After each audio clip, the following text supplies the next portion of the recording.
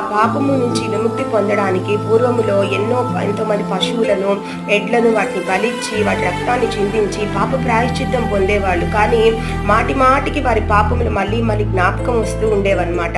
పాపం చేసిన ప్రతిసారి బలియాగం జరుగుతూ ఉండేది. కానీ యేసు ప్రభు వచ్చిన తర్వాత అంటే పరిశుద్ధాత్మ తండ్రి, కుమార, పరిశుద్ధాత్మ త్రియేక దేవుడు ఆయన ఈ లోకానికి వచ్చి సృష్టికర్త యేసు ప్రభువుగా జన్మించి మరి ఆ పాపం నిమిత్తము ఆయన ఒక్కసారి ఆ బలియాగం చేసి ఆ రక్తాన్ని చిందించి మరెన్నడూ మరలా బలియాగం చేసే పని లేకుండా ఒక్కసారి అది ముగించి మానవాళి యొక్క పాపం విధింపబడిన శిక్షను మరి కొట్టివేసి మరి క్రీస్తునందున్న వారికి ఏ శిక్షా విధియు లేదని మరి విడుదలిచ్చినట్టు మనం ఇక్కడ చూడగలం అన్నమాట.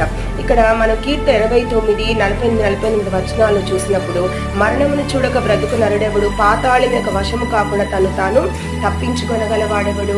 కనుక మానవాళి మీద విధింపబడవలసిన శిక్షా విధి మరి దాని